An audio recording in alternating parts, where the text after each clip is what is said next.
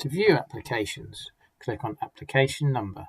In the search box, type the application number you'd like to see the CIL or Section 106 agreements for. You'll see possible solutions to this below. Click on the planning reference number. This will then appear in the below list. Click on the application number you're interested in. Then you can view the details of the application, and the CIL information is below. There's a Deeds tab. In this, you'll see all the agreements linked to this planning permission. Click on View Deeds to view the particular deed selected. This can also be downloaded. They are displayed as PDFs. On the Covenants tab, you can view the obligations, see if they're discharged, the condition, and the financial status. Clicking on the covenant will take you to the covenant details. You can see if the covenant has been discharged. A date will be provided.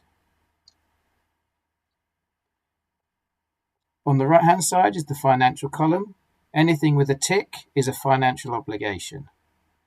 Click on the obligation. It will show you the amount.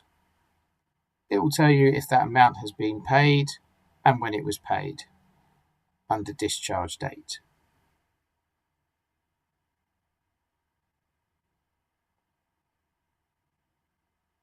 Amount received, discharge date.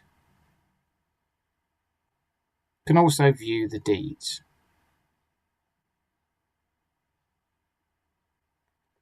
Again, clicking on another financial obligation, we can see £500 has been received on the date of the 27th of Jan 2016.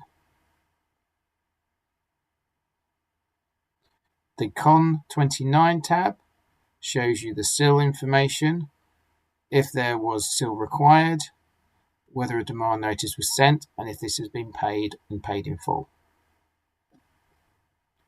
The page can be printed. At the bottom of the page is a print tool. The Applications tab, Application Details, can all be viewed